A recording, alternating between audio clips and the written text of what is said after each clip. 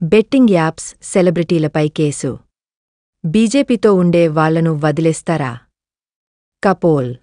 Betting యాప్స్కి promotion చేసిన రానా దగ్గుబాటి, విజయ్ దేవరకొండ, మంచు లక్ష్మి లాంటి 29 మంది సెలబ్రిటీలపై కేసు నమోదు చేసినందుకు ఈడీకి ప్రజాశాంతి పార్టీ అధ్యక్షుడు కేఏ పాల్ ధన్యవాదాలు తెలిపారు.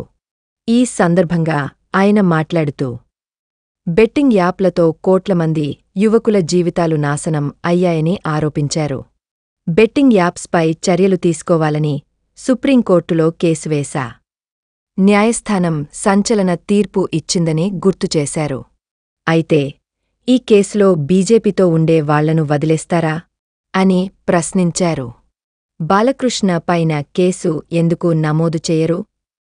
కూటమి ఎమ్మెల్యేలపై కేసు పెట్టలేదా అని అడిగారు. ప్రజాస్వామ్యాన్ని బీజేపీ కూనిచేస్తుంది అని ఆరోపించారు.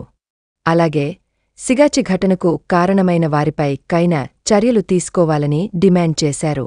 ఓనర్లను ఎందుకు అరెస్ట్ చేయలేదు? ఇదే యూరోపియన్ దేశాల్లో జరిగి ఉంటే కైన చర్యలు ఉండేవి.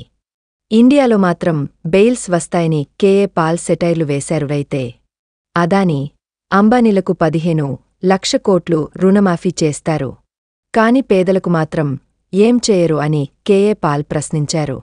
దేశంలోని అన్ని రాజకీయ పార్టీల నాయకులు అమ్ముడు పోయారు.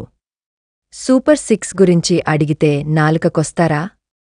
జూబ్లీహిల్స్ ఉప ఎన్నికల్లో ప్రజాశాంతి పార్టీ అభ్యర్థిని ప్రజలు కోరుకుంటే పెడుతాను అన్నారు.